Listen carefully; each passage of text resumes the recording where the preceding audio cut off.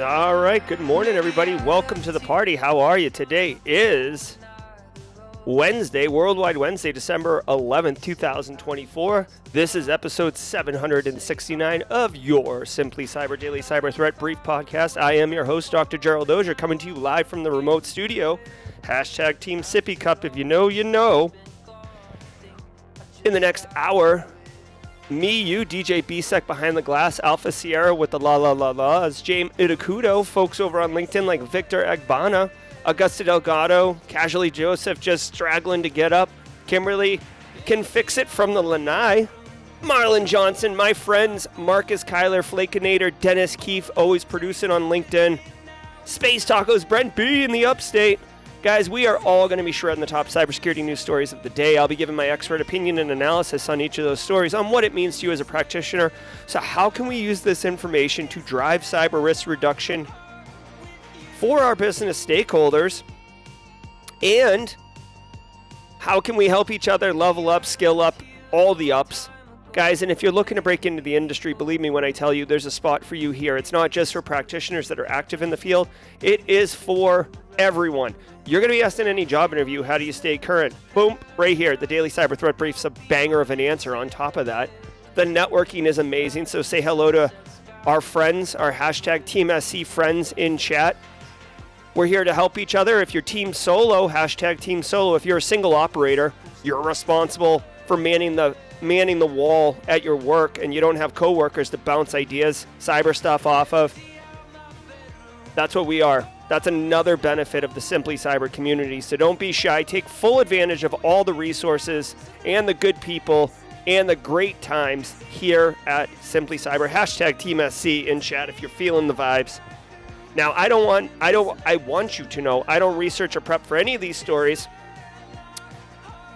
I'm too busy going through Reddit looking at Advent of Cyber Day 9 feedback on the GRC room. Hashtag, spoiler alert, people are digging on it. For the GRC Mafia people in chat, we're making GRC cool, maybe, definitely socially acceptable. So we're going to be doing that. I don't have time, so you're going to be getting my authentic hot takes on all the stories. I literally don't even know what the stories are going to be today. So let's get into that. But before we get into that, let me say holler and shout out to the stream sponsors. Those who enable me to bring this story to you every single day. And by the way, wait, you want to stay through to the end because at 9:30 a.m. we've got a GRC banger dropping as a premiere. So you want to work in GRC in 2025? I got a video for that. Stay tuned for that. Guys, I want to say shout out and love to Barricade Cyber Solutions. Now, Barricade Cyber Solutions, they've been a long-time sponsor. And in the interim of the season, Eric has asked me to read a different read than pumping up Barricade Cyber. So check this out. Where is it? Here it is. Let's see. Boom. Okay, guys, listen. Things are tight for a lot of people right now, so no pressure at all in this ask from Eric Taylor and Barricade Cyber Solutions. Let me zoom in on this a little bit. Okay, what Eric and Barricade Cyber Solutions want you to know is as we get closer to Christmas time, we can't help but to think about all the kids at MUSC PCICU Florida, the place where Hunter's second home, Hunter Taylor, Eric's son, and the staff are just simply amazing. If you have the ability, would you consider donating $5 at least to help make things a little brighter for the staff and the families during the Christmas time? Anyone that's at the MUSC PCICU floor is definitely dealing with some heavy stuff. It's children's cardiac, so heart problems for kids, especially during the holidays. Eric wants you to know that Barricade Cyber is actually going to match every single dollar up to $20,000 that is donated. So if you donate $5 today, you're really donating $10. PPS, they have other thoughts they're working on to make it wonderful for other kids in the pediatric cardio ward. You can go to hunterstrong.com to check this out and donate if you so care. Let me drop a link here. Thank you, Barricade Cyber and Hunter Strong. All right. Also want to say shout out to let's do ThreatLocker. Shout out to ThreatLocker. We got a 30-second ad roll for ThreatLocker. When I come back, I'm going to tell you exactly Anita Sailor, I dropped a link. It's 2 comments above where you just asked where's the link. Guys, let's do 30 seconds with ThreatLocker, and when we come back, I'm going to tell you exactly how this show, the Daily Cyber Threat Brief, can take your CPE woes and shove them to the side. And then we're going to do Worldwide Wednesday, which is absolutely a banger of a good time. So settle in, get ready. 30 seconds with ThreatLocker. Be right back. I want to give some love to the Daily Cyber Threat Brief sponsor, ThreatLocker. Do zero-day exploits and supply chain attacks keep you up at night? Well, worry no more. You can harden your security with ThreatLocker. Worldwide, companies like JetBlue trust ThreatLocker to secure their data and keep their business operations flying high. ThreatLocker takes a deny-by-default approach to cybersecurity and provides a full audit of every action allowed or blocked for risk management and compliance. Onboarding and operation is fully supported by their US-based Cyber Heroes support team. Get a free 30-day trial and learn more about how ThreatLocker can help prevent ransomware and ensure compliance. Visit ThreatLocker. All right, thank you very much, ThreatLocker, for all you do. Guys, every single episode of Simply Cyber's Daily Cyber Threat Brief, even the ones with the Team Sippy Cup and the little freezing feeds, is worth half a CPE. So say what's up in chat. Grab a screenshot. Like literally, do you see the chat right there? That chat right there is what you're typing in there. So you say what's up, hashtag Team SC, hashtag First Timer, hashtag Team Solo, December 11th, Steve McMichael, like whatever you want. Just type it in there, and when it pops up, take a screenshot, file it away, and once a year, count up your screenshots, and you're good to go. It's all about good times. It's all about, this is basically an expert-led, instructor-led webinar. It just doesn't suck like webinars typically do. And that's by design, of course. All right, guys. Daniel Lowry's in chat. Holy crap. Ladies and gentlemen, Daniel Lowry, welcome to the party, pal. Hold on. Wait a minute. Do I not have sound effects? Oh, that is so low. Hold on one second. We can't have Daniel Lowry getting a low volume. Welcome to the party, pal. What are we doing here? Oh my gosh, that is so low. I don't even know what to. All right, so sound effects might be a little dodgy today. Unfortunately, I'm sorry. Daniel Lowry, welcome to the party, pal.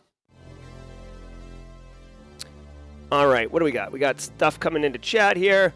Nerman, thank you for all you do for the community. 12-month super chat. Thank you very much, Nerman. Matthew Netchie, 30 months. Bro, I can't believe we've been doing it 30 months or 36 months. Mad D Destroyer,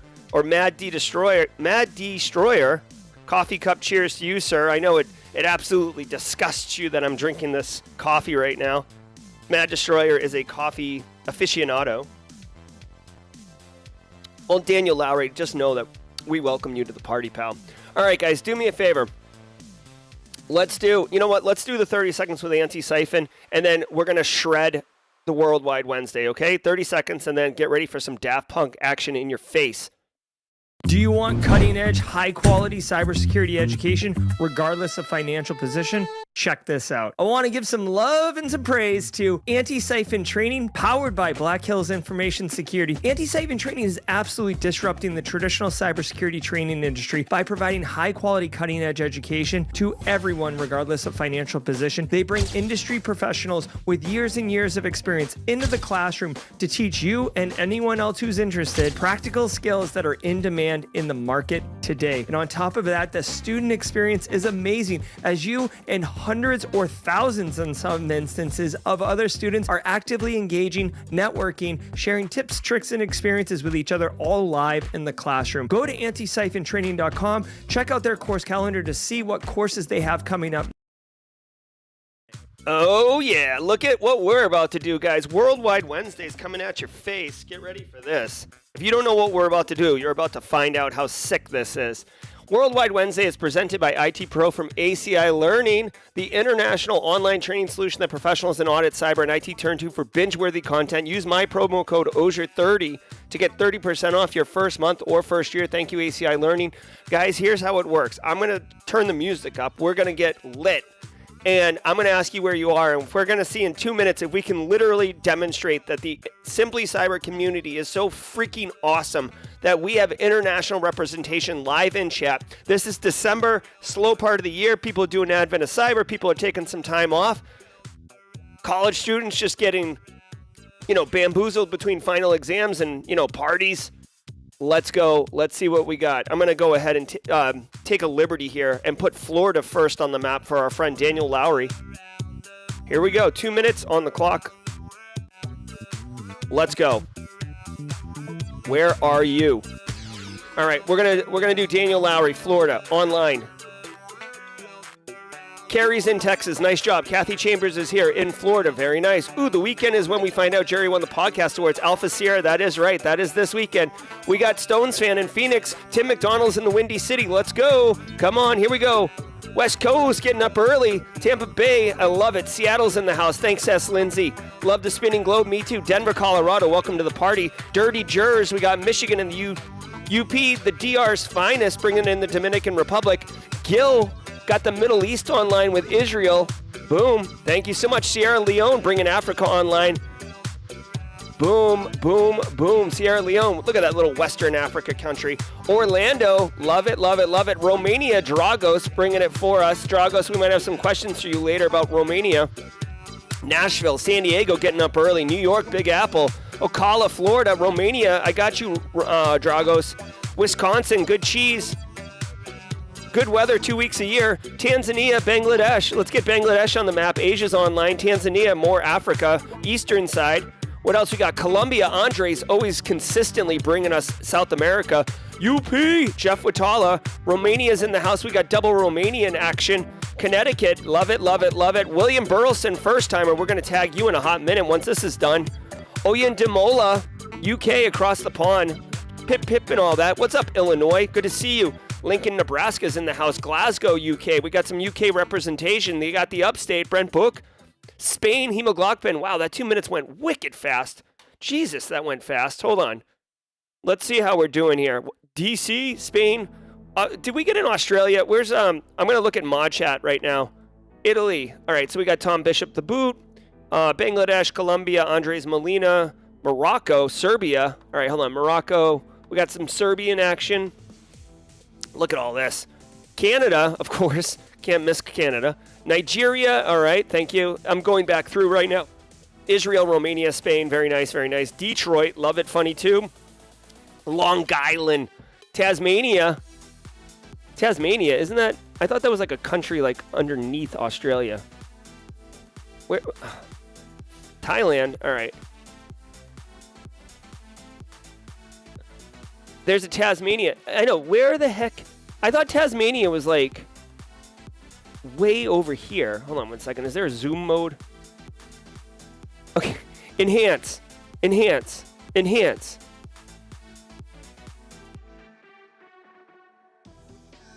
Enhance.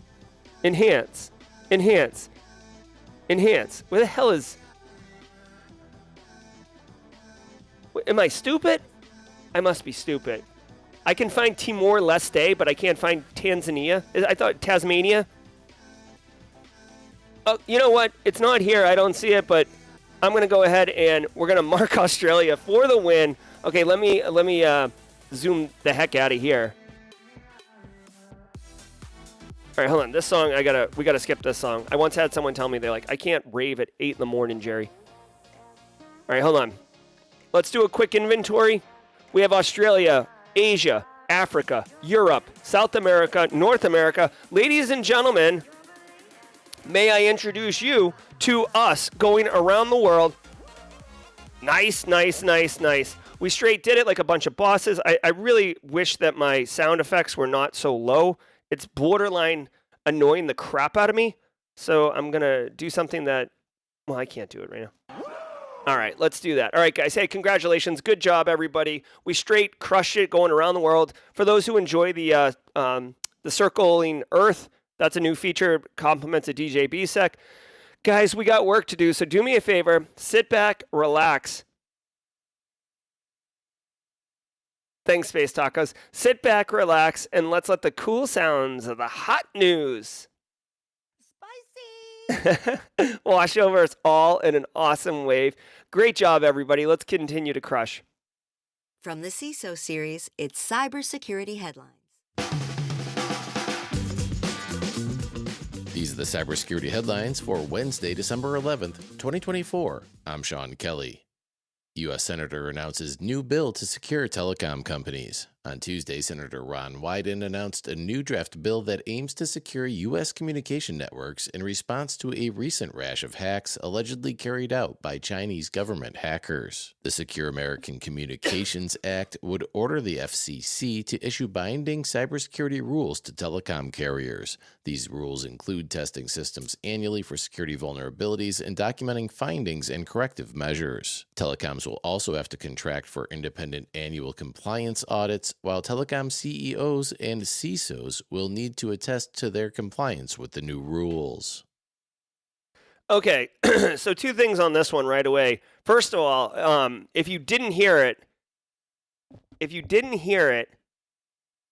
what they just said is if this legislation goes through, which it probably will because it's like so freaking hot right now. It's like Will Ferrell, this is so hot right now. Do I have that sound effect? I do not. Basically, what you should have heard is there's going to be an increased explosion in GRC jobs. That's what they said. They said there's going to be regulatory requirements of controls you need to put in place. Who do you think is going to help with that? GRC. They said that there's going to be compliance checks and annual requirements. Who do you think does audit? GRC. They said CISOs are going to have to sign off on these things. You know what CISOs are? GRC. Guys, if your bingo card had GRC 5 times in a row across it, congratulations, my friends. You just got bingo. We are on a mission, GRC Mafia, to make it socially acceptable. And honestly, federal government's helping us with this one. It's not called FISMA. It's going to be called some other stupid acronym. But you know what it's going to boil down to? Straight cash, homie, for these GRC people. Straight cash, homie. Let's go. Okay, so now let's talk about the actual reality of this thing. This is a microcosm of a bigger thing. When there is a massive attack or incident, typically what you see is businesses get so butthurt or they get so negatively impacted that they have a visceral reaction to not overcorrect, but actually correct. Oh, we should put in controls.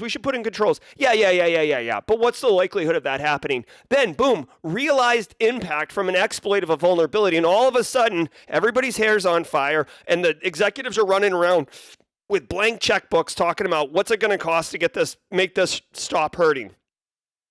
We saw CISA. I'm sitting on a couch, by the way. Normally I stand up, so I'm getting a little relaxed. Normally we see CISA and FBI, not normally. We just saw CISA and FBI say last week that businesses should start using encrypted communications over unencrypted, like email and stuff, in text messages.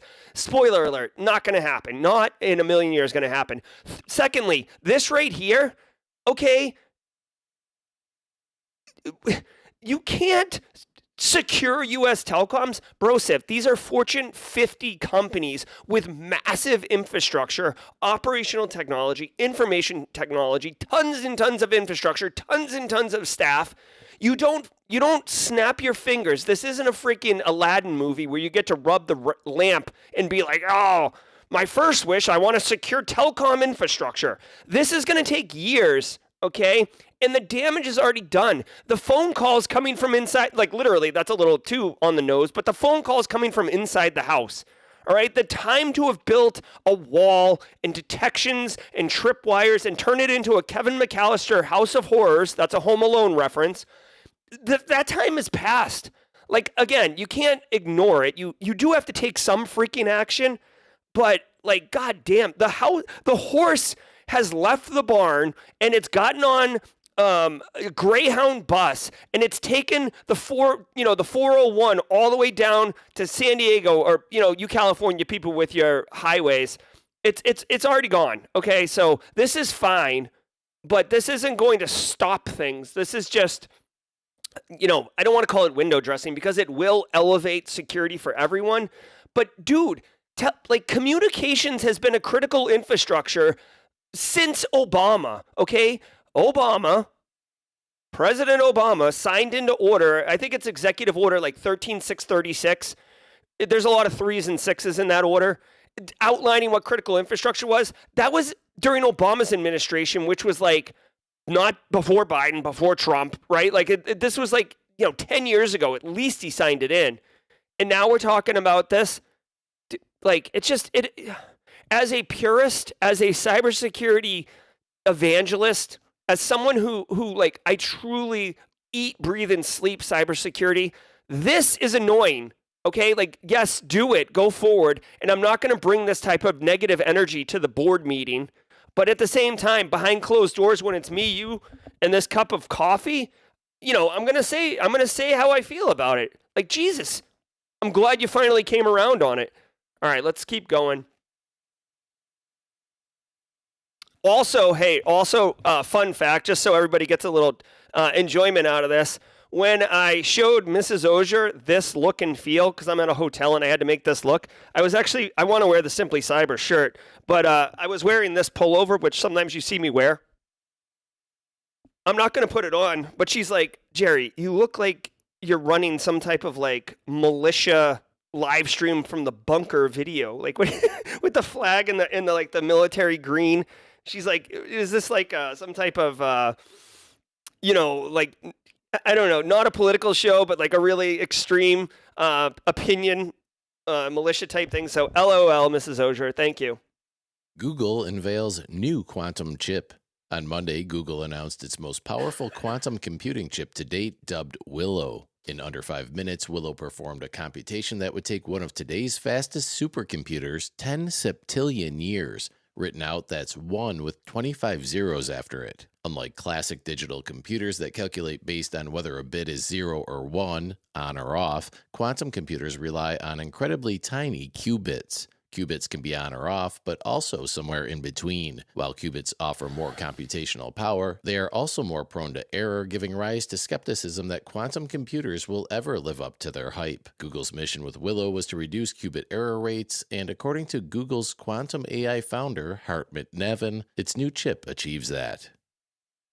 All right. Here's the thing.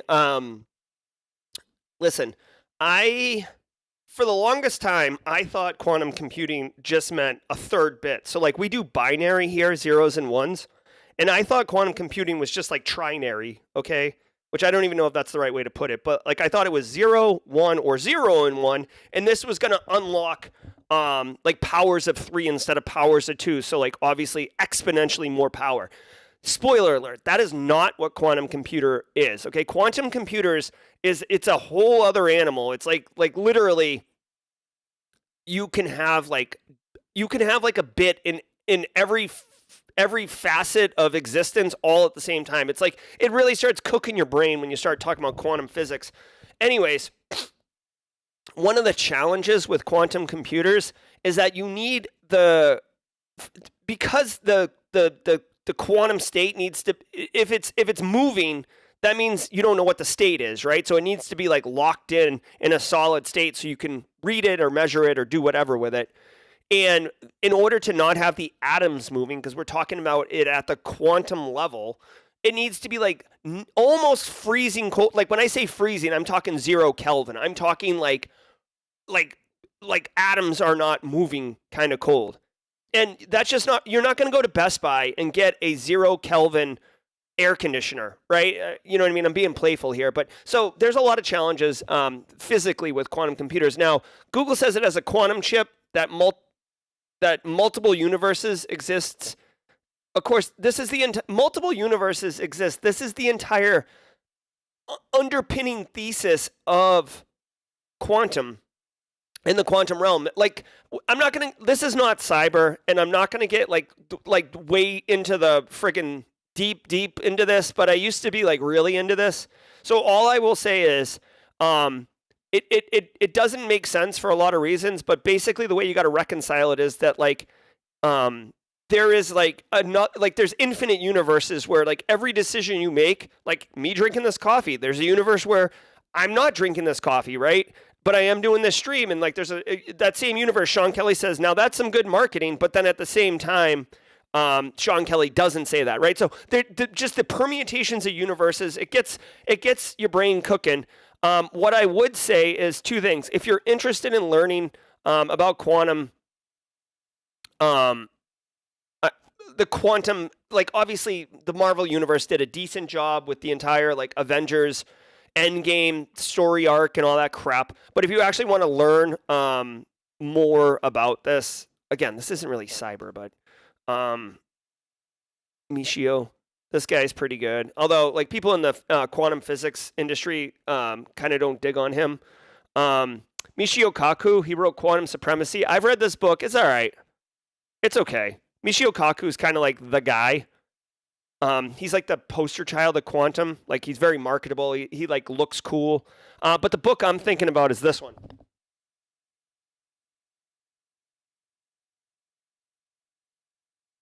This book's a little dated. Okay, it looks like he's updated. This is the version I read back in high school. If you want to get a decent idea of like quantum and have it broken down in like very easy to digest terms, this book Hyperspace does a wonderful job of it. And then I think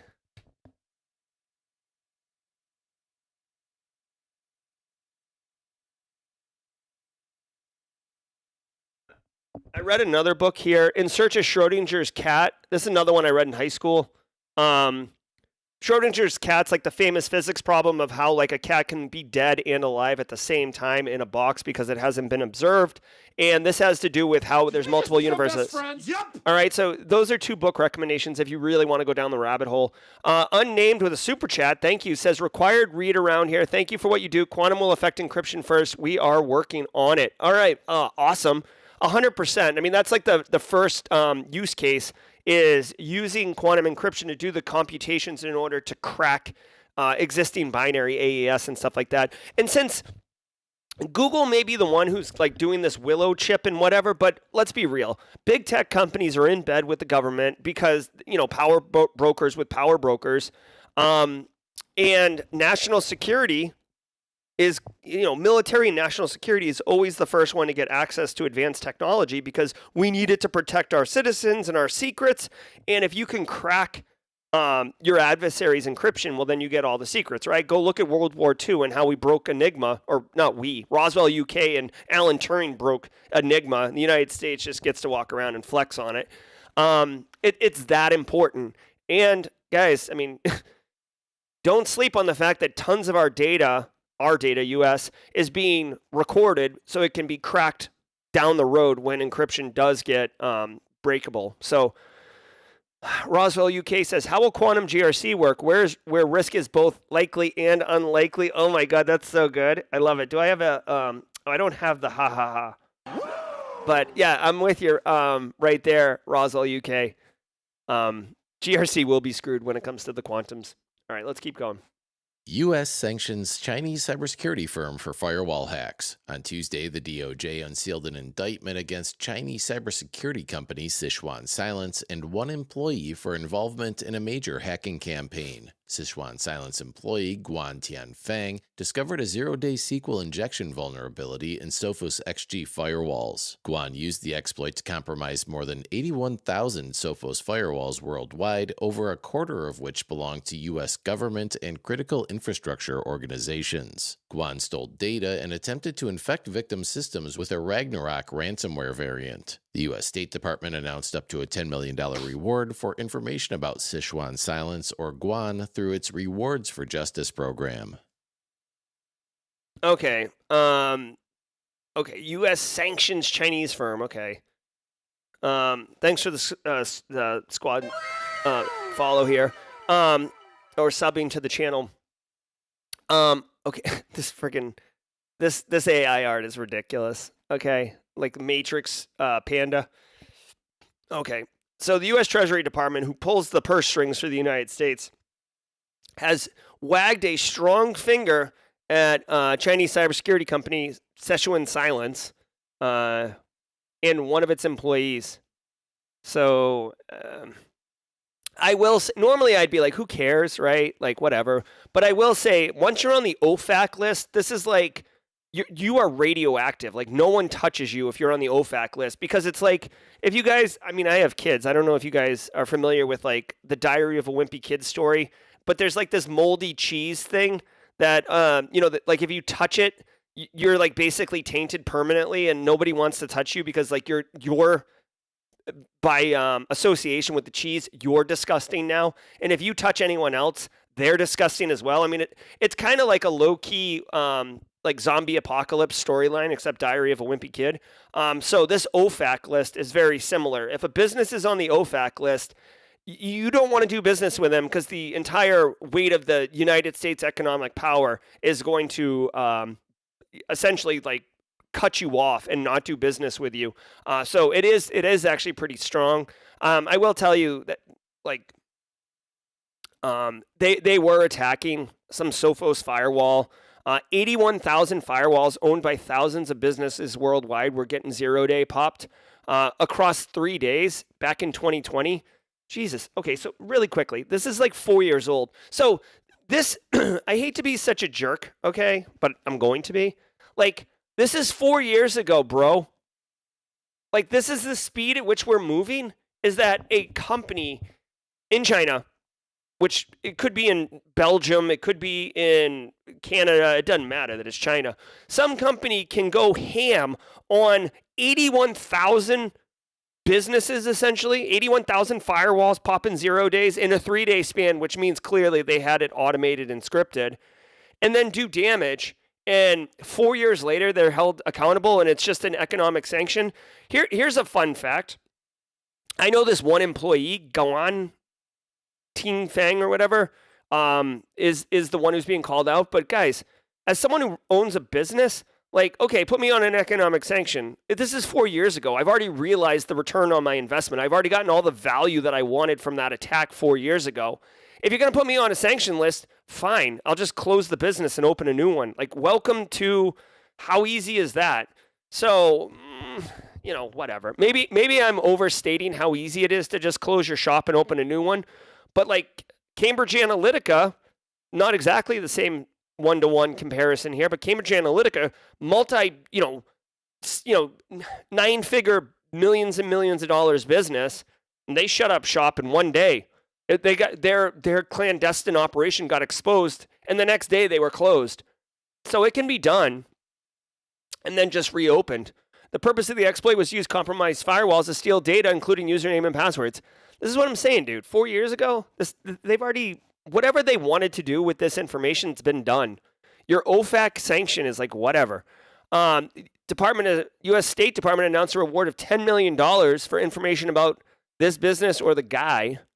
Okay, here's his picture. Looks like a young dude. China's absolutely not going to extradite him.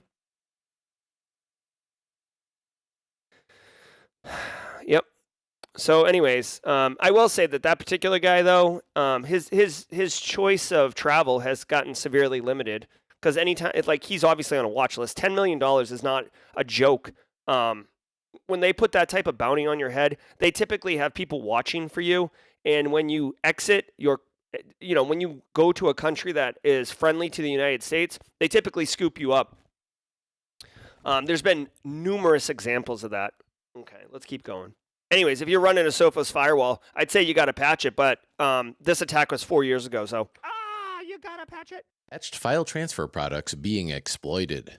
Security researchers at Huntress are warning that vulnerabilities in several file transfer products from Cleo are under active exploitation. Cleo recently patched a vulnerability that affects the company's Lexicom, VL Transfer, and Harmony products. However, the researchers warned that even fully patched systems are still exploitable. Huntress advised customers to move any internet-exposed Cleo systems behind a firewall until a new patch is released. Cleo confirmed the issue and provided customers with immediate steps to mitigate the issue while they continue to develop a new patch. All right. Hey, I forgot about this one. This one's going to go back in the yesteryear machine, and I might be stepping into territory that I'm not, but DJ Bisek behind the glass reminded me. Do you guys remember Madame Cleo? She was like the original psychic with the TV ads and the 1-900 number. She's like, Madame Cleo. I think she had like a Caribbean accent, which I was just about to impersonate and then realized how awful, A, that accent would sound, and then B, how I shouldn't do that.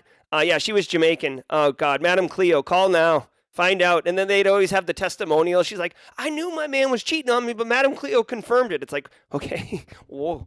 Or Miss Cleo, of course, yes.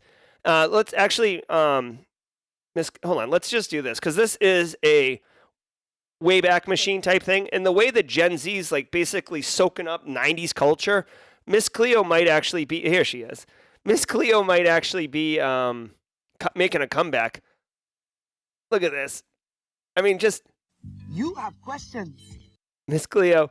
There was a whole deep dive into this. This was like a total scam. I don't even think she was Jamaican. Cleodate.com. Okay, enough of this. All right, so let's talk about Cleo file transfer software and the issues. Okay,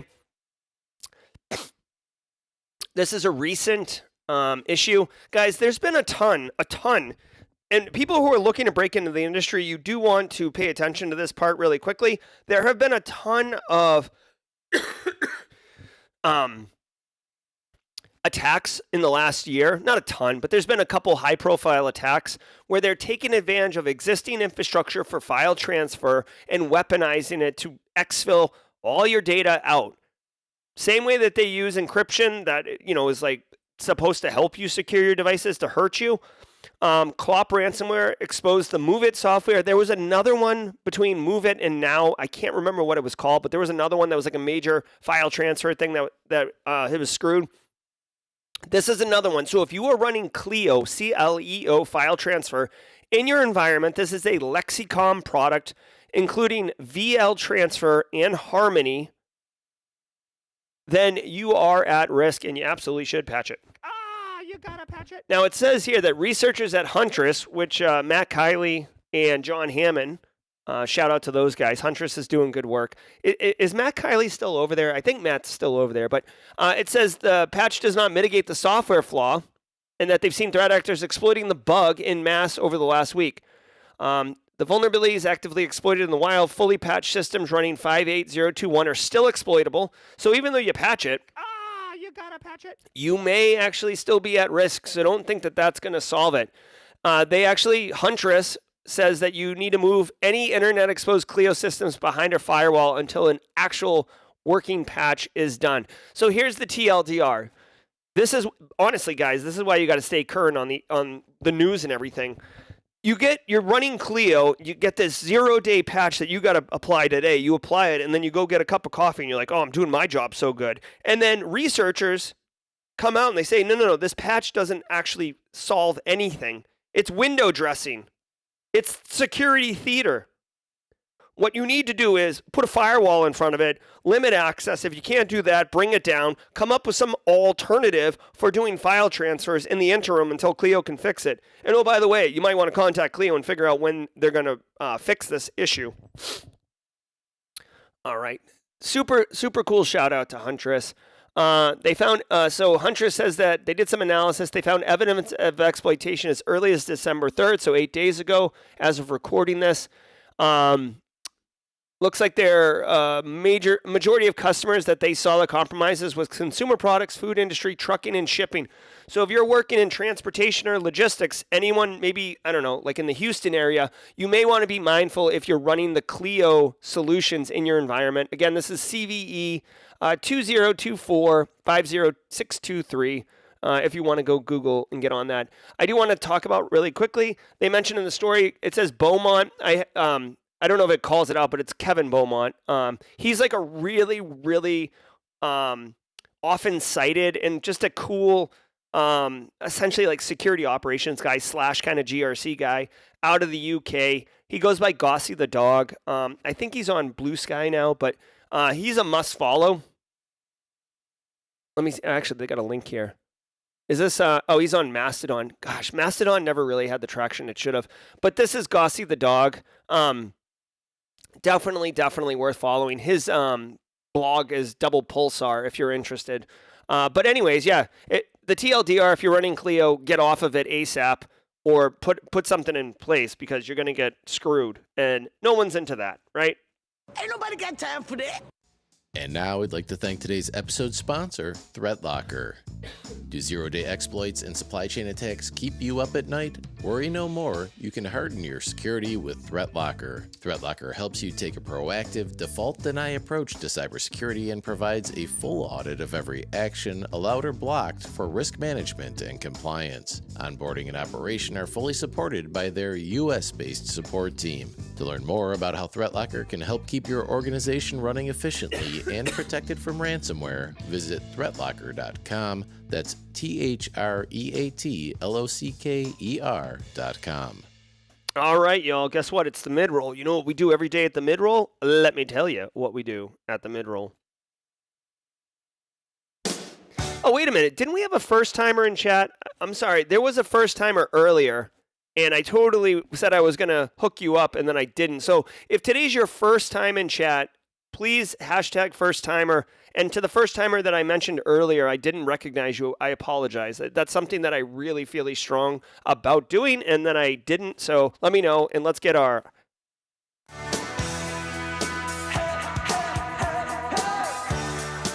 Woo!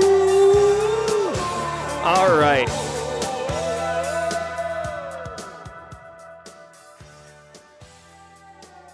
Don't be shy. I know you're tapping your foot right now. I see you. It's okay. This music's good. Hey, check it out, guys. If you're getting value from the stream, holler at me. I want to say shout out and thank you to all of you. Hashtag Team SC. It is the holidays. If you're getting value from the stream, drop a like on YouTube. It goes a long way. Hey, Kyla Cavano. Welcome to the party, pal. All right. Anita Sailor says Priscilla Lopez, first-timer. First-timer Hermes. Hold on. We got a lot of these. First-timer Kayla. Let me get the... I don't know why the sound effects aren't good, but...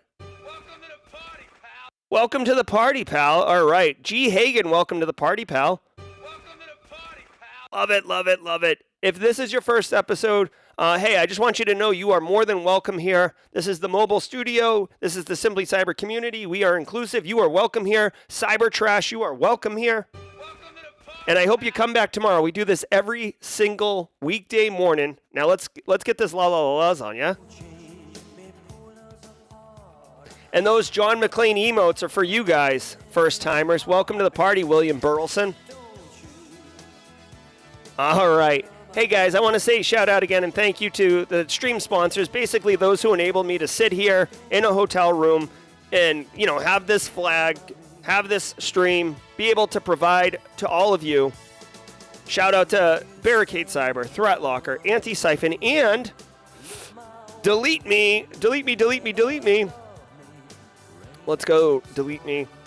Guys, it is the holidays. Did you know that your relatives' personal information could be sold online right now without you even knowing it? Things like their home address, phone numbers, and even email addresses are floating around on data broker sites waiting to be scooped up by scammers.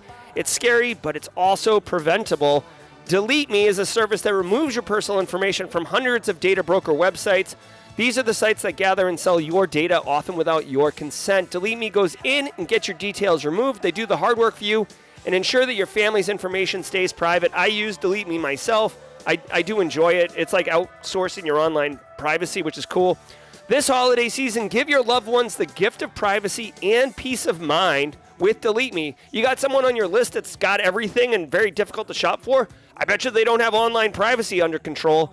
Today, there's a special discount for our listeners. Today, get 20% off your Delete Me plan when you go to joindeleteme.com/simplycyber. Use promo code simplycyber at checkout. The only way to get 20% off is to go to joindeleteme.com/simplycyber and enter code simplycyber at checkout. That's joindeleteme.com/simplycyber. Code simplycyber. Yes, sir. All right, guys. We did the Worldwide Wednesday at the beginning, so... we're going to try and do this. Don't you try and pretend that's right. Let's just jump to the la la la la's. Alpha Sierra always leads it off. Alpha Sierra in chat. All right, BSEC will be back. All right, guys. Hey, let's jump to the la la la la's. Here we go. And then we'll get right back into the news. All right, no one's looking. Dance like no one's looking, y'all. I always do. And I got 450 people looking at me right now.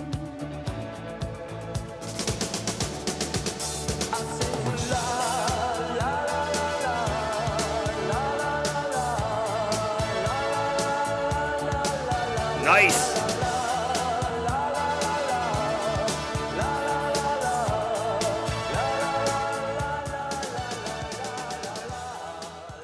So good. So good. All right, let's finish strong, y'all, and get back to work, and then we'll head into jaw-jacking. And for you first-timers who don't know, when the show ends at the top of the hour, we actually move into another show called jaw-jacking, where it's a 30-minute Ask Me Anything, where you get all your questions answered, or you can share. Plugin bug allows Stripe refunds on millions of WordPress sites. A high-severity authentication vulnerability has been discovered in the WP Forms WordPress plugin used in over 6 million websites. WP Forms is an easy-to-use drag-and-drop form builder for creating contact, feedback, subscription, and payment forms, and offers support for Stripe, PayPal, and Square. The consequences of exploitation could allow subscriber-level users to issue arbitrary Stripe refunds or cancel subscriptions. For site owners, this could mean loss of revenue, business disruption, and trust issues with their customer base. A patch was released on November 18th for version 1.9.2 of the plugin, but according to WordPress.org stats, roughly 3 million sites remain on older, vulnerable plugin versions. All right, check it out. This is, there's several key things here. Number one. You gotta patch it. Number two. Straight cash, homie. All right, guys, listen. We do cyber, and if you're in the GRC space, you definitely know that we interact with the business. I know that we do cool next-level zero-day elite things. I know Daniel Lowry is catching reverse shells while shredding on a guitar. I know that people like, I don't know, like DJ BSEC is doing subnetting in his head and all these other things. But guys, at the end of the day, the business, the CEO, the CFO, the people who are basically making sure the business generates revenue so they can pay your salary, they don't give a damn about 0 days and next-level, next-gen firewalls and crap like that. They care about money. Straight cash, homie. Right, and if it's a nonprofit, they care about the mission. But most times it's the money. This right here, this WordPress issue, basically this gets directly into the root of money. If your business is using a WordPress site in order to do transactions and run e-commerce, and you're using Stripe, which is a very, very common payment platform gateway, you could potentially be exposing yourself to a risk where a threat actor can issue refunds, which means money comes out of your environment, right? Money comes out of your bank account while still having the product or the service delivered. So this directly could impact financials. This right here will absolutely get escalated to the top of the heap. So if you're running WordPress, the WP Forms, and your Stripe, you need to absolutely get this underway right away. Remember, WordPress is a web server platform, basically, which means it's internet-facing. If it's internet-facing, that means threat actors can find it wicked easy. If it's super easy to exploit and get money out of it, threat actors are going to do that because they don't have to dink around with, basically attacking something afterwards. It's not like they have to get get permissions and then elevate permissions and then move laterally through the environment. No. Dude, threat actors, they don't care if it looks like a Hollywood movie or if it's just straight smash and grab. What they want is money. Straight cash, homie. So if there's an easy button to get money, they're going to do it. So definitely be mindful of this. Whatever. Dude, WordPress, say what you want, but dude, if you're running a business, I don't know if WordPress is the right solution for running a business. They said there's 6 million websites running this plugin. Now, it doesn't mean that all of them running the plugin are also using Stripe. So it seems like it does have to relate to the use of Stripe. But guys, you got to be careful. Also, since you're going to be in there with the WordPress stuff, make sure you uninstall any plugins that are not necessary or not needed, or disable at a minimum any plugins that are not being used. And now it's time for You Should Probably Patch That, Patch Tuesday edition. Yesterday, Microsoft released its December 2024 Patch Tuesday security fixes, which addressed a total of 71 flaws, 57 of which allow for remote code execution or privilege escalation. The most severe is a 9.8 severity bug in LDAP or Lightweight Directory Access Protocol, but Microsoft notes that it's difficult to exploit. One moderate flaw in the common log file system driver is under active exploit and allows attackers to gain system privileges on Windows devices. Meanwhile, Adobe issued its own swath of patches yesterday, addressing more than 160 vulnerabilities across 16 products. More than a dozen of the issues relate to Adobe Animate, and all of those issues are rated critical and can lead to arbitrary code execution. 22 of the vulns affect Adobe Connect, including several rated critical and high, and can also be exploited for arbitrary code execution and privilege escalation. A whopping 90 of the issues were in Adobe Experience Manager, however, only one has a critical severity. Adobe says it's not aware of any in-the-wild exploits for the vulnerabilities. And finally, yesterday, Avanti warned customers about a new maximum severity authentication bypass vulnerability in its cloud services appliance solution. Avanti is not aware of active exploitation of the flaw, but advises admins to upgrade vulnerable appliances. Avanti also patched other medium, high, and critical vulnerabilities in desktop and server management, Connect Secure and Policy Secure, Sentry, and Patch SDK products. Holy crap. Listen, I'm not going to judge, but like based on that story alone, like I don't drink hard liquor or smoke cigarettes, but I feel like I need a shot of bourbon and a Marlboro Red right now. Holy Jesus criminy. Did you hear all that? It's like let me summarize this story. It basically said every technology you're using has a gross vulnerability that's wicked bad and can lead to really terrible things. So go ahead and patch that. You gotta patch it. Guys, vulnerability management on your own personal iPhone, super easy. Oh, I'll just push updates.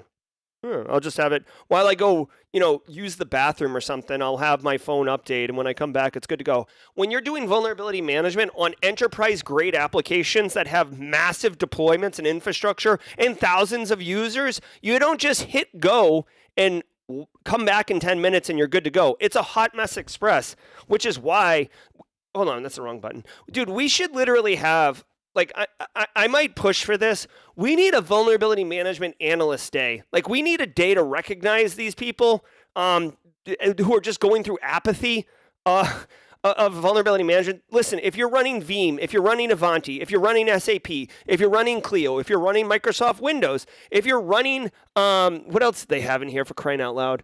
If you're running Adobe, if you're running Cisco, if you're running IO Data, if you're running OpenWRT, if you're running any technology that's like, you've ever heard of, chances are you are a hot mess express. So, yeah, you might, if you're running Microsoft Edge, there you go.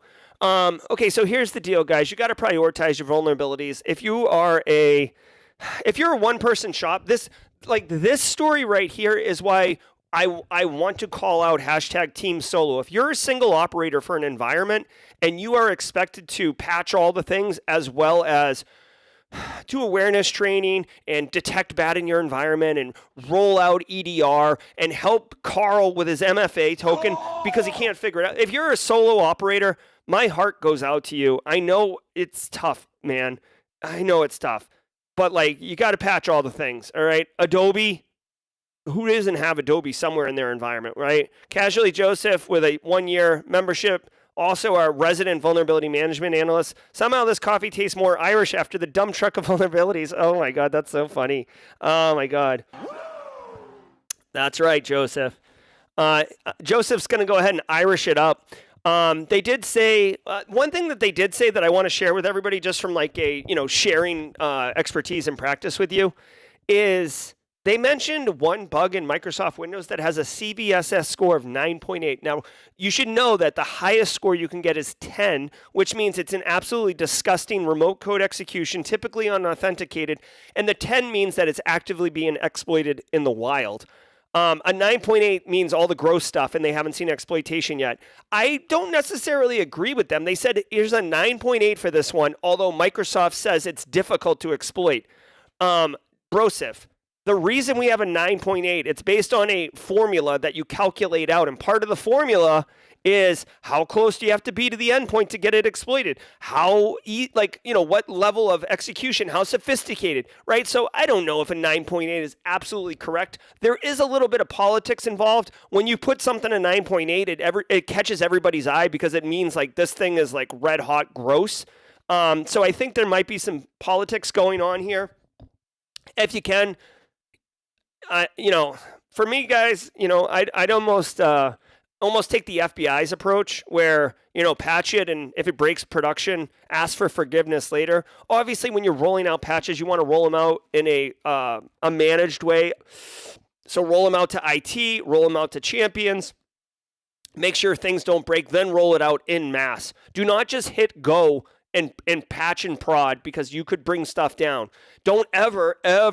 Listen, here's another fun fact. Do you know why Patch Tuesday is Tuesday? Do you know why it's not called Patch Friday? Because you don't want to be working over the weekend because you patched and broke production on Friday. So Tuesday's the perfect day, right? You come in Monday, you got all your emails checked out, all the crap from over the weekend that scropped up, and now you're good to go. Tuesday, boom, you got Tuesday, Wednesday, Thursday, roll out, do the best you can. But again, hey, shout out, there's 2 packs of Pall Malls and a bottle of Makers for the vulnerability management analysts out there. I'm not promoting drinking as a coping mechanism. I'm just saying this story almost broke me emotionally. And I'm a small business, right? I have the authority to basically just push out all the patches. You gotta patch it. Hackers exploit AWS misconfigurations in massive data breach. Independent cybersecurity researchers Noam Rodum and Ran Lokar uncovered a significant cyber operation exploiting vulnerabilities in public websites hosted on Amazon Web Services. Researchers linked the campaign to the Nemesis and Shiny Hunters hacking groups who used tools like Shodan to scan AWS public IP ranges for application vulnerabilities and misconfigurations. They then scanned exposed endpoints for sensitive data, including credentials for popular platforms like GitHub, Twilio, and crypto exchanges. Verified credentials were later marketed on Telegram for hundreds of euros per breach. The researchers and AWS advised customers to avoid use of hard-coded credentials, periodically rotate keys and secrets, deploy web application firewalls, and to use canary tokens as tripwires for sensitive info. All right, so this wasn't even that complicated, honestly.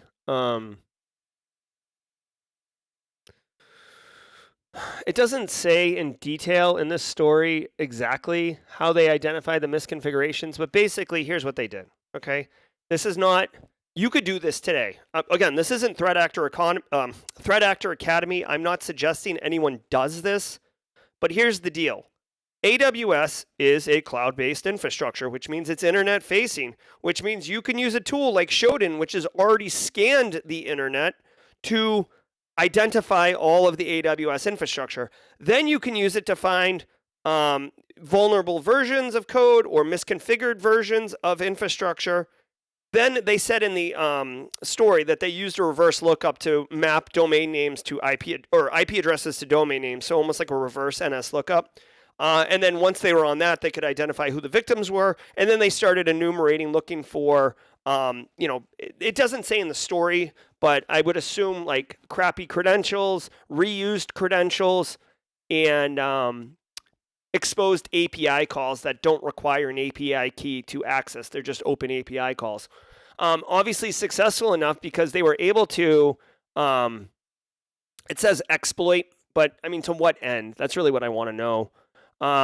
They were able to steal AWS keys for platforms like GitHub, Twilio, and cryptocurrency exchanges. There you go. So Straight cash, homie. that's the deal. Because Carl, and for those first-timers who are here, we use the term Carl as an avatar just to speak about IT people or general end users, non-cyber people in our environment.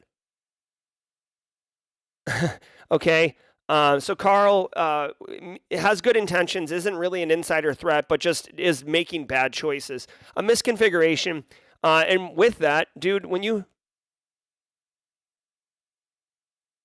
have credentials for like your GitHub, your Twilio. Twilio allows you to basically send text messages, SMS messages, these type of things. So now you can start doing social engineering. Crypto exchange API keys, you can basically just rob those individuals.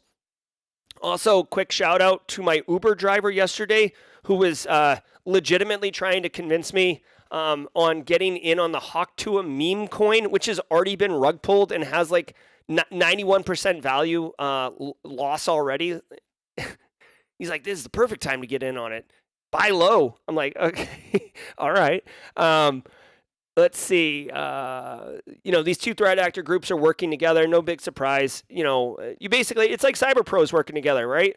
Like, I haven't worked with John Hammond and Matt Kiley in a minute, but I saw the story about Huntress, and I'm like, oh, I love Matt Kiley, right? Daniel Lowry was with one company, has switched over to Antisyphon, and I'm like, oh, yeah, Daniel Lowry, I'll collab with that guy. Threat actors are no different. They're in the same industry. They're committing cybercrime. So Shiny Hunters is like, hey, Sebastian Rail, you want to high five and collab on a project? Let's take down some AWS stuff. And they're like, yeah, let's do it. We'll do it at CriminalCon 2025.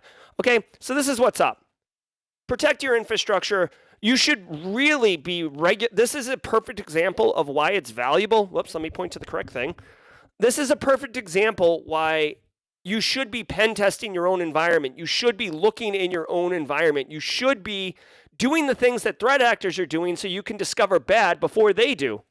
CP3O pleads guilty to multi-million-dollar crypto mining scheme.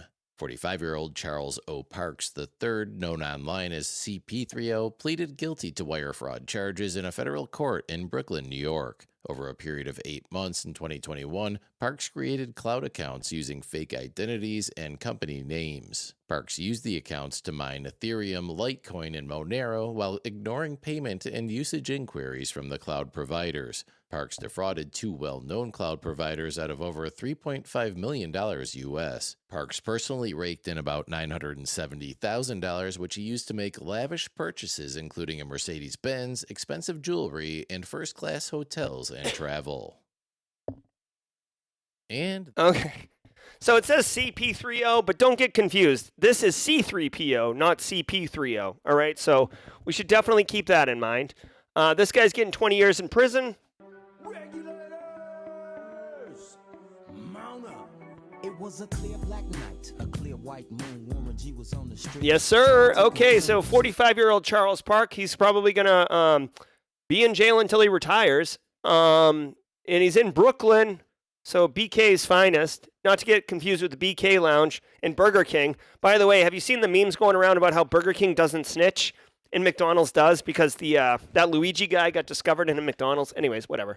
The well-known providers are of the DOJ. Guys, here's the deal.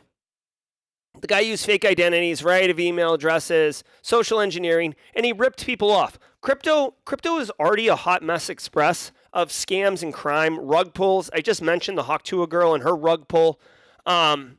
This guy made approximately $970,000, and he's going to go to jail for 20 years. Good. Regulators,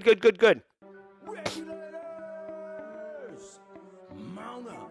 Here's the reality. You cannot commit crime. Stop committing crime. It's as simple as that, right? Like, these are the examples that we need to make more obvious. There's so many people friggin' committing crime, especially in the crypto space, that's disgusting.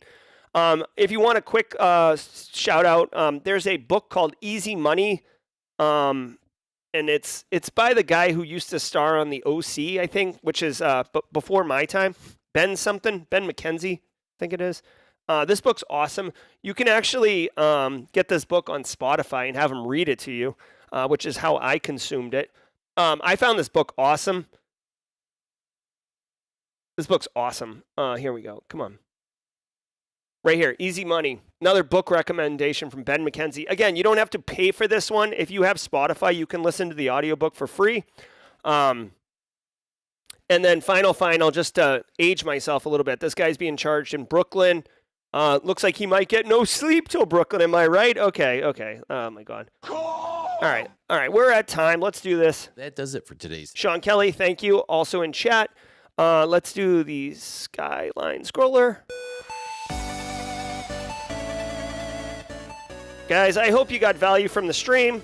We're going to do some jaw jacking in a hot minute. Let me just look at my phone really quick to see if I have my client message me. Nope. Client hasn't messaged me yet, so I'm still good to go here in Hotlanta. Guys, I'm Jerry from Simply Cyber. This has been an absolutely blast. For all you first-timers, we do this every single weekday morning, 8 a.m. to 9 a.m. Eastern Time. I will share this with you just because we're having a good time here in the remote studio. Jay Crypto brought this up. This is actually on tenor. This is me doing an air guitar at Wild West Hackin' Fest. You know what? No shame in the game. A lot of fun here. All right, guys, if you want to hang out for AMA, we're going to be here to help you. I want to remind everybody that at 9:30 a.m., I'm actually dropping a new video, fully produced video on the channel about what you need to know about being a GRC. I actually do cover some interesting things in this. In fact, I tell you, I didn't put it in here, but basically, the first thing I launch into is how to tell if GRC is not a good fit for you, okay? A lot of people love it on some GRC, but it's not for everybody. I'm not saying I'm gating it or exclusive, but it's better to find out if it's not for you. So stay tuned for that, and let's do some jaw jacking. I'm Jerry. Don't go anywhere. We're going to pivot. Pivot! Thank you so much, y'all. Be well, and I'll see you in about 10 seconds. Ever wonder what it takes to break into cybersecurity? Join us every weekday for Jawjacking, where industry experts answer your burning questions about the cybersecurity field. Live, unfiltered, and totally free. Let's level up together. It's time for some Jawjacking.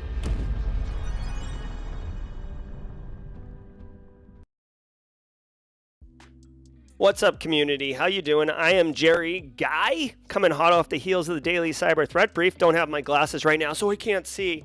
But yeah, coming off the threat brief from that nerd, Dr. Gerald Auger. What an absolute zero that guy is, talking about GRC. What we do here is we have a good time. I'm joking. I am the same person, obviously. We just kind of have a alter identity for jawjacking, just to spell it out for the first timers.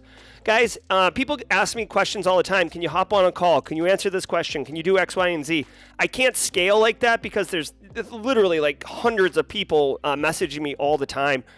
So what we do is jawjacking. It's 30 minutes. I answer as many questions as I can. Sometimes we have guests from the community come on and answer questions. If you yourself have an answer to a question that you see in chat and you feel like it could add value, don't be shy. Share it. This is a community. I just happen to be the nerd on the screen, but we are all here. We are one hashtag Team SC. So like, get those questions in chat. If you have any questions about cyber, for sure. If you have any questions of a more personal nature, that's solid too. We can do that. And if you want to talk crypto, apparently that's so hot right now. We don't have the hot button, but hey, Sean Sailors, how did the job interview go? I feel like Sean Sailors had a job interview yesterday. A couple people had interviews yesterday. A couple people were taking cert exam, CCSP. Scott B, Team Kansas City. Scott B, if you are all about Toasty Pops, is Kansas City as well. So Dragos says, you had some questions about Romania. Yeah, I did. So Dragos, couple things. One, hold on, let me flag these questions. This is a question for Dragos. Dragos, in the news yesterday and last week, there was talks about the presidential election basically being annulled and needing to rerun it. Then there was a talk about Russia doing misinformation, disinformation campaigns and attacking the Electrica energy provider, the like one of the largest energy providers, electric providers in the country of Romania. I was just wondering, for boots on the ground, Dragos, how impactful is this election thing? Is it's got people scared? Is it like whatever? Is there civil unrest? And as far as the electric thing goes, I'm kind of curious about that. So anything you feel comfortable about sharing, it's just nice to get actual insights from people who are living through it. Sean Sailor says, how do you negotiate for a salary when you might think it might not be possible to get a higher salary, like in higher ed? Okay, well, I got a video for that. That's another thing, by the way. I love saying I have a video for that. So let me share this video with you first, and then I'll answer your question in greater detail, Sean. Simply Cyber salary. Let's check this out. Oh my gosh. Mods, can you help me? I can't do this on stream right now. I have the AI ChatGPT video on how to negotiate a higher salary, and I also have a video with Stefan Semmelroth on negotiating salary. If mods can help me with that, those two videos, especially the ChatGPT one. Okay, so Sean Sailors, here's what I would say. If you're in higher ed and they're like, listen, we just can't go any higher, you need, and this is true for everybody, you need to think about things. Okay, so Sean Sailor says he thinks it went well and he might get it. Here's what you can do, Sean. You can be like, hey, listen, it's not exactly money that I necessarily need. So, like, let's say the most we can pay you is 80 grand, okay? And you're like, well, geez, I really could use more. What else is valuable to you? Because they might have plans in place that can cover things. Hey, can I get $5 grand in training annually? Hey, can I get my cell phone and home internet paid for? Can I work Monday through Thursday, 10 hours a day, so I get 3-day weekends? Can I work 980s? You know what I mean? Can I work on a fun project that has something to do with cyber on Friday from noon to 5? Like, try to think of creative ways. Like, basically, if they want you and the salary doesn't match, be like, hey, listen, I understand that you have budget constraints, and I understand that you want me to work here. And I'm making some assumptions now, Sean, but like, I really want to work here. I really like the mission. I really like these things.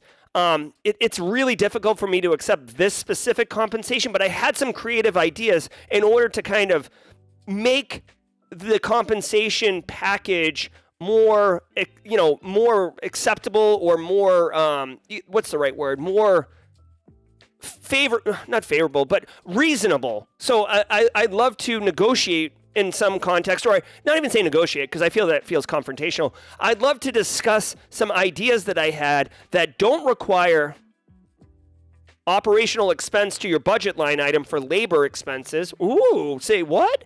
And talk about this. Like, dude, if they cover your phone, that's like $1,200 a year. If they give you a $5,000 training allocation, that comes out of a different budget bucket, and you might be able to do that. You could even say another one, like I did this one for a number of years. Like, listen, I want to go to Black Hat and DEF CON every year. I want, like, it'll probably cost $3,000 or $4,000. Is that something that we can do? Can you send me consistently every year? I'll bring back value. I'll bring back all the value and of it, but I want to be enabled to A, have the time off to go, and B, have the funding from training dollars to do it. And Sean Sailors, here's that video on negotiating using AI. Okay, here we go. Okay, this video is not really, because you don't get to see the thumbnail. I put all the time into the thumbnail, bruh. All right, let's look at this. You can see it right here. This is the video. Oh my God, look at this guy. Dude, I look like a wolf man. Jesus, Jerry, get a haircut. Look at this. You can't even see it, but trust me, I just dropped that link in chat. Go ahead and check it out. Bro, can you, look at this. This beard looks like I've been, like living in the Arctic. Okay, enough mocking. All right, let's move this off stage. What other questions can I answer for y'all? Okay, my interview went well. Okay, that's cool. All right. All right, so Dragos says, I wish I could filter on Dragos. People are getting misinformed, and the fear was that we might have had a president that wants to be with Russia and get us out from the EU and NATO. And that did not happen, but some people are still believe him. I mean, didn't Russia do that to Ukraine a couple years ago by putting in a proxy president? Phil Stafford, send me to Disneyland every year. Why not? Gil says, how can I be updated on your new changes in NIST pubs? Could be change updated about semi-annual. How can I be updated on new changes to NIST?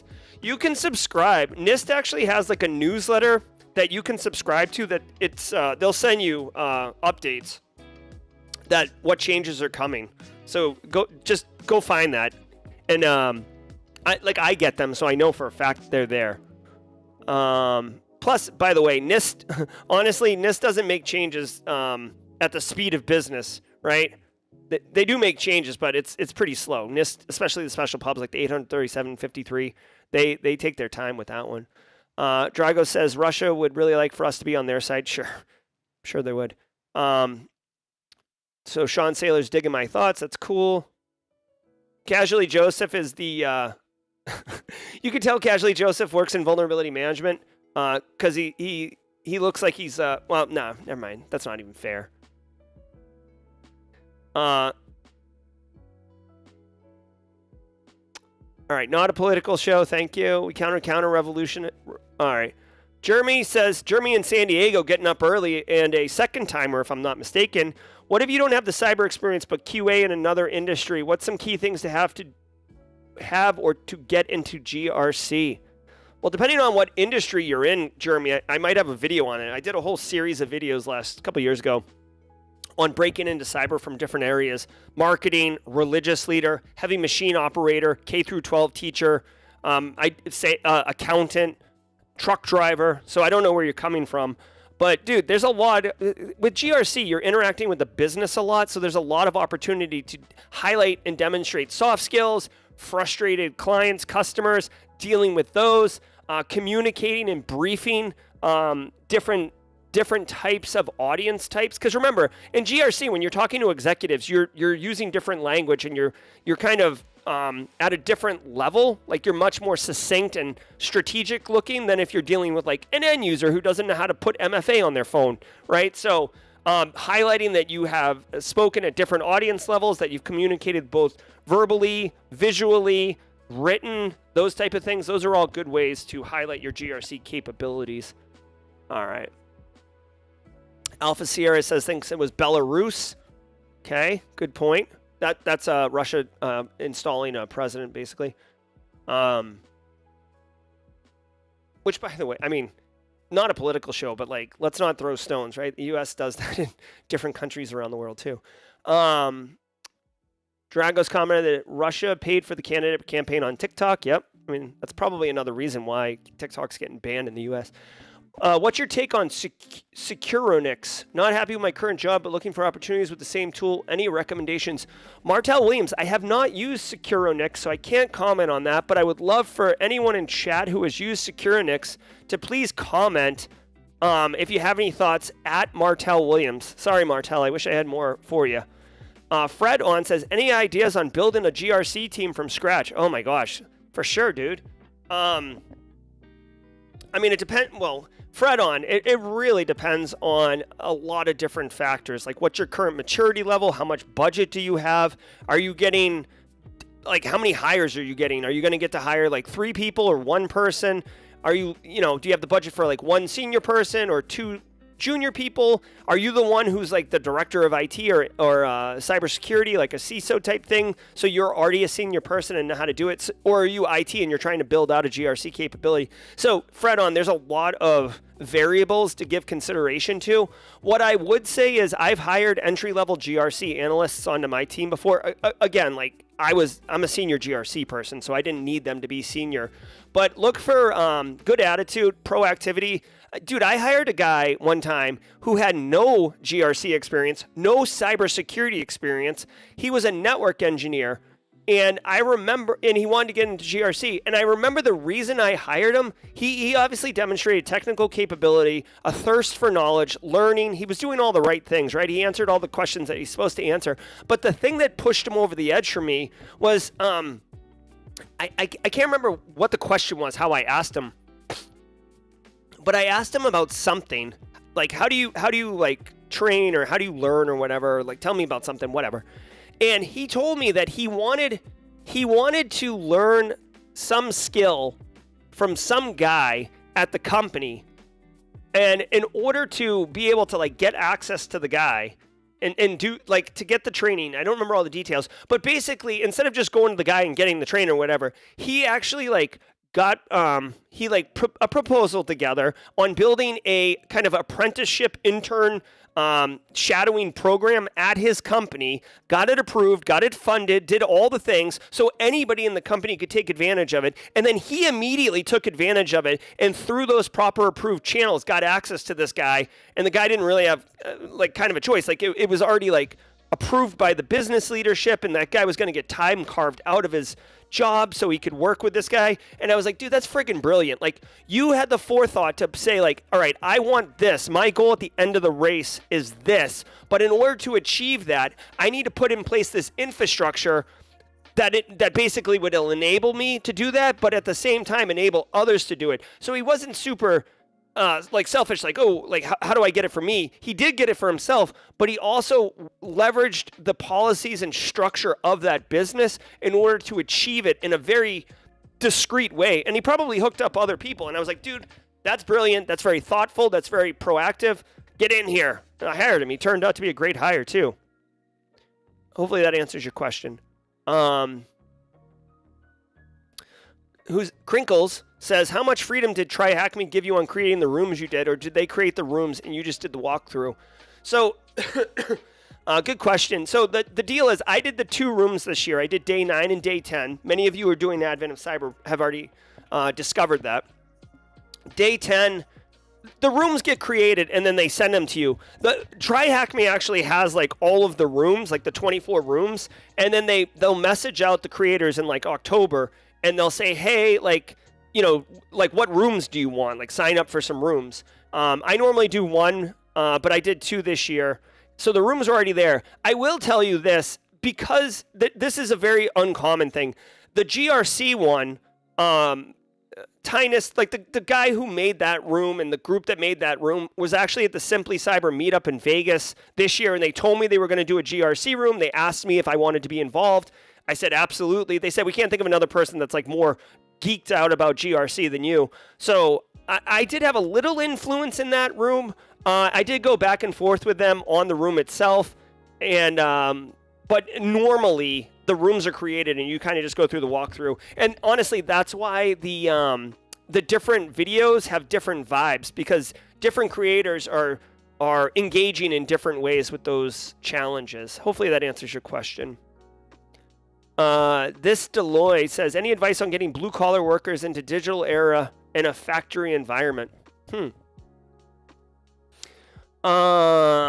Sure. I mean, you got to get skilled up, right? I will tell you, if you have experience as like a field engineer for an energy company and you can speak the talk and the lingo of those individuals and you want to get into more cyber or, you know, digital, getting into operational technology and industrial control system security would give you a huge leg up, simply because you already can speak the language. That's one thing you shouldn't sleep on, guys. Like, I'll give you an example that's like crystal clear for everybody. When you work in healthcare, the clinical side of the business, they have their own language, they have their own pecking order and hierarchy. The physicians walk around like they're, you know, gods or whatever. The nursing staff does a lot of the work, and they kind of like band together in order to do patient care and kind of talk trash about the physicians, right? But they have their own situation. So if you worked in healthcare and then you go over to IT or cyber, you're already baked into that culture and that community and everything like that, and it gives you access. People, you get more credibility, you get more seat at the table. Your words and your understanding of the complexities of that environment are well grounded, so you're able to make changes and introduce concepts that can drive cyber risk reduction or optimize efficiency in a more meaningful way. So for you, DeLanoy, what I would say is, you know, try to get into OT or ICS in that factory environment, and leverage the fact that you understand that community, that language, that challenge. Because, guys, you can't just apply all the controls to everything and be like, now it's secure, I'm going to go get tacos. A lot of times you need to have context of the business operations to make sure the controls you are selecting enable the business to make money, not just secure things, okay? That's why GRC people get paid money, because we need to pick the controls that reduce risk but also don't dork up the environment. Great question. Mr. Ninix himself says, what are some good resources for practicing labs for the Sec Plus? Oh my God. Brosif, 100 and 1,000%. Let's do this right now. I'll give you 2 resources. Number 1. Number 1 is Jesse Johnson, Slay Security Plus. Every weekend he's going live and doing Q&A. So like basically he does Security Plus questions. You can, there's like interactions where you can vote on the answer you think it is, and then he gives the real answer, and then he explains why that answer is the answer. He gives insights into why he builds a community. That's phenomenal. So that's why you're doing exam prep and stuff like that. And then the OG, the number 1 that everybody knows about and everybody loves, is Professor Messer. This guy right here, Professor Messer, this is your one-stop shop, okay? This guy's always cranking out content, always focused on Security Plus.